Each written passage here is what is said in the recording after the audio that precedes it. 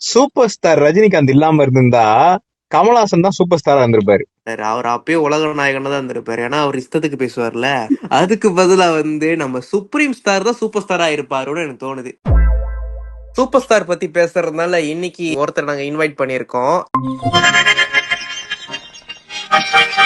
நம்ம தலைவர் வந்து பஸ் கண்டக்டரோட தான் அவரோட கெரியரை ஸ்டார்ட் பண்ணாரு. Bus conductor to super star அப்படின்னு ஆக முடியுமான்னு கேட்டா 99% மக்கள் என்ன சொல்லுவாங்கன்னா இல்ல, வாய்ப்பு இல்ல அப்படின்னு.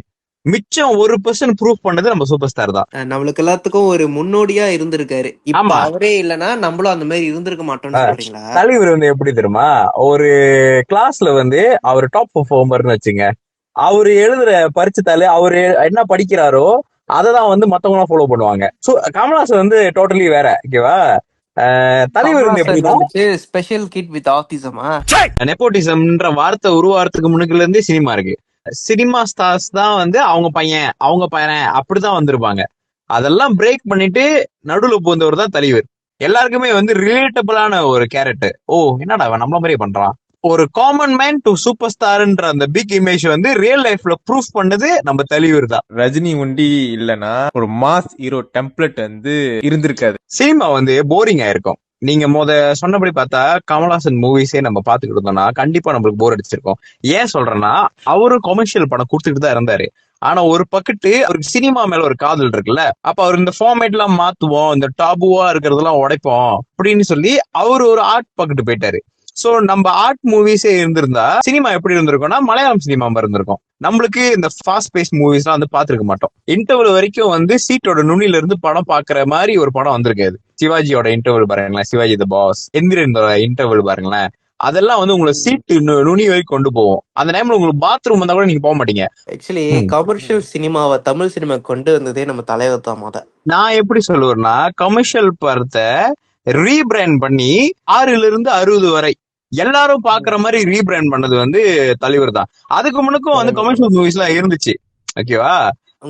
அந்த அளவுக்கு இல்லன்னு சொல்ல வரீங்க அதுக்கு முன்னாடி? எஸ், ஆமா. அது எப்படி சொல்றது, சூப்பர் ஸ்டார் படமா, அது வந்து எப்படி சொல்றது, காமெடியா இருக்கும். அவரு ஹியூமரும் பண்ணுவாரு இன்னும். இதே நீங்க அது எம்ஜிஆர் எதிர்பார்த்தீங்கன்னா இருக்காது. தனியா நாகேஷ் வந்து ஸ்கோப் பண்ணிட்டு போயிருவாரு. சிவாஜி கிட்ட அவர் எல்லாமே பண்ணுவாரு. காமெடி வந்து சில இடத்துல பண்ணுவாருன்னு வச்சுக்கலாம். ஆனா ரொம்ப ஆர்டிஸ்டிக்கா அவர் போயிட்டாரு. கமலஹாசனும் காமெடி பண்ணுவாரு. இந்த விஷயத்துல அவரையும் நம்ம வந்து விட்டு கொடுக்க முடியாது. ஆனா அந்த சூப்பர் ஸ்டார் பண்ற அந்த அவுரா இருக்கு தெரியுமா, அவர் வந்து அவர் பாடி லாங்குவேஜே வந்து காமெடி பண்ணும். பாடி லாங்குவேஜ் காமெடி பண்றது ஃபார் எக்ஸாம்பிள் இந்த சந்திரமுகி படம் எடுத்துக்கோங்களேன். வடிவேல் வந்துட்டு இடுப்பு தொடப்போ வந்து ப்ருன்னு வேற அந்த ஐகானிக் சீன், செந்தில் அந்த காஃபியை குடிக்காது சொல்லிட்டு பாருங்க. Oh my god, bro. Oh hell no, man. What the fuck, man? So நேச்சுரலாவே வந்து அவருக்கு ஹியூமர் வந்து ஃப்ளோலே வரும். இதே நீங்க வந்து எம்ஜிஆரையோ சிவாஜியோ நீங்க பாத்தீங்கன்னா அவங்களுக்கு வந்து ஒரு மாசான ஒரு அப்பீல் இருக்கும். அவங்க பாடி லாங்குவேஜ் வந்து காமெடியா மாறாது. ரீபிராண்ட் பண்ணி ஒரு கமர்ஷியல் மூவியை கொடுக்கறதுல நம்ம தலைவர் தான். கதை வேணுமா கதை இருக்கு, டான்ஸ் வேணுமா டான்ஸ் இருக்கு. டான்ஸ் இருக்கா?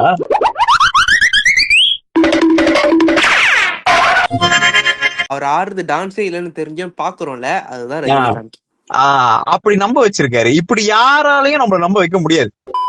அவர் இல்லாம போயிருந்தாருன்னா மேபி ரொம்ப போரிங்கா போயிருக்கும். நீங்க சொல்ற மாதிரி கமலே ரொம்ப ஆர்டிஸ்டிக்கா கொண்டு போயிருப்பாரு.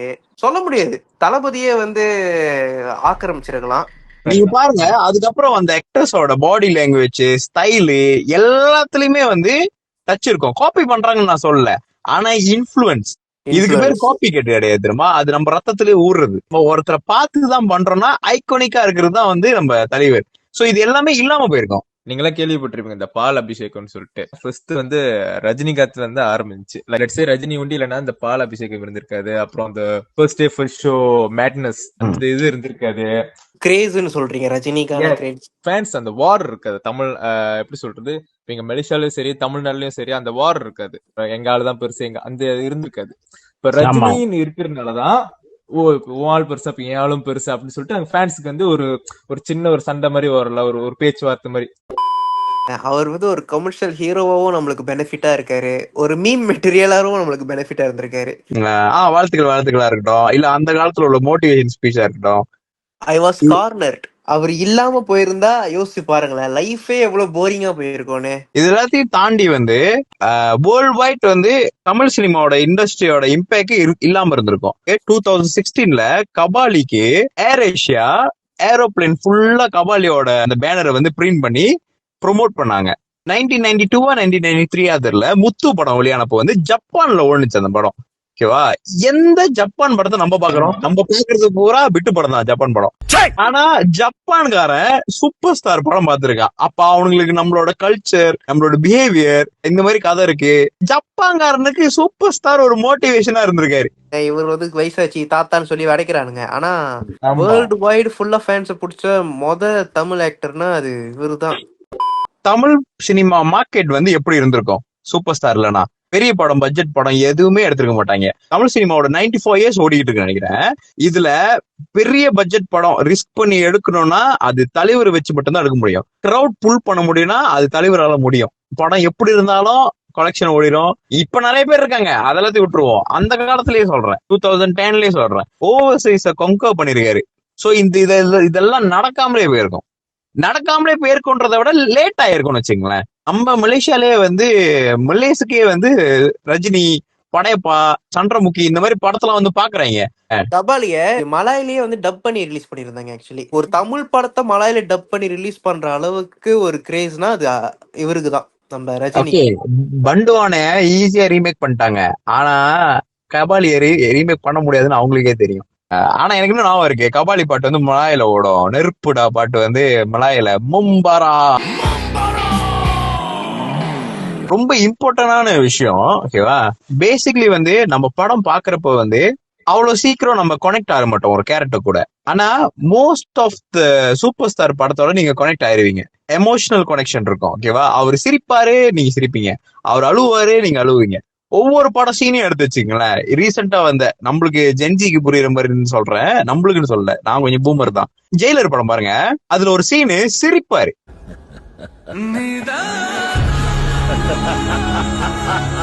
அந்த ஒரு வருத்தத்துல சிரிக்கிறார், நம்மளுக்கே வந்து கண்ணு கலங்கும். அந்த மாதிரி ஒரு ஸ்கிரீன் பிரசன்ஸ், அந்த மாதிரி ஒரு இம்பாக்ட் வந்து இந்த ஒரு கனெக்ஷனை வந்து சூப்பர் ஸ்டாரால கொடுக்க முடியும். மத்த ஆக்டர்ஸ் வந்து எந்த அளவுக்கு அதை ரிலீவ் பண்றாங்கன்னு தெரியல.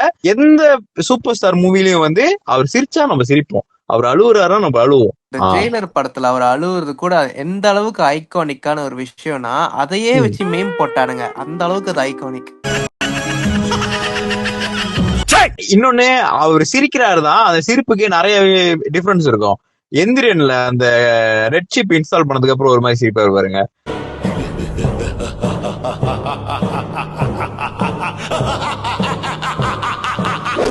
அந்த ஒரு சிரிப்புலயே வந்து ஒரு டிஃபரன்ஸ காமிக்க முடியும்னா அது சூப்பர் ஸ்டார் தான். வேற யாரும் சிரிச்சு அப்படி ஒரு டிஃபரன்ஸ் கொடுத்து நான் பார்த்தது இல்ல. அப்படி கொடுத்திருந்தாலும் சிரிக்கிற மாதிரி தான் இருந்திருக்குமே தவிர வேற எமோஷன்ஸ் இருந்திருக்கு. யார் இந்த மாதிரி சிரிப்புல டிஃபரன்ஷியேட் கொடுத்திருப்பா? ஆமா, யாரும் பவர் ஸ்டார். ஒரு படத்துக்கு இம்பாக்ட் கொடுத்தா நான் ஒத்துக்கிறேன். ஒவ்வொரு படத்துக்கும் அந்த இம்பாக்ட்னா எப்படிங்க? இதெல்லாம் இல்லாம போயிருக்கும் தலைவர் இல்லாம இருந்தா. நான் வந்து ஒரு ஏத்திஸ்டா இருந்தேன். பாபா படத்தை பார்த்து நான் வந்துட்டு ஒரு ஆன்மீக பயணத்துல வந்து தொடங்கியிருக்கேன். அதுக்கும் அவர் வந்து ஒரு முன்னோடியா இருந்திருக்காரு. இஃப் வந்துட்டு தலைவரே இல்லாம போயிருந்தா மேபி நானும் ஏத்திஸ்டாவே இருந்திருப்பேன்னு நினைக்கிறேன். அவரு ஸ்பிரிச்சுவலியும் கூட இன்ஃப்ளூயன்ஸ் பண்ணிருக்காரு ஃபேன்ஸ. சூப்பர் ஸ்டார் வந்து படத்துல மட்டும் அவர் ஆஃப் ஃபர்மிங் பண்ணல, ரியல் லைஃப்ல அவர் ஆஃப் ஃபர்மிங் பண்ணிருக்காங்க. நீங்க இன்டர்வியூ எல்லாம் பாத்துருக்கீங்களான்னு தெரியல. அதுல ஒரு இன்டர்வியூல யாரோ பேசி கேள்விப்பட்டிருக்கேன், இந்த மாதிரி ரோட் பிளாக் பண்ணி வச்சுட்டாங்க. சூப்பர் ஸ்டார் ஒரு காடியில வெயிட் பண்ணிட்டு இருந்திருக்காரு, ஏன்னா சிஎம் போனோம் அப்படின்னு. எத்தனையோ வாட்டி அவர் டிரைவர் கேட்டு அவரும் கேட்டு வந்து விட மாட்டேன் அப்படின்ட்டாங்களாம். ஒரு ஹவர் 2 ஹவர் வச்சா எத்தனையோ அவ்வளவு நேரம் வந்து காடியிலேயே வெயிட் பண்ணிட்டு இருந்திருக்காரு.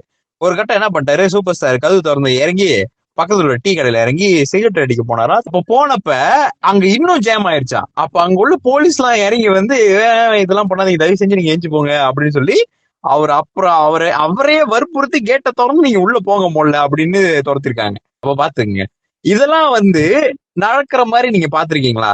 The man of aura.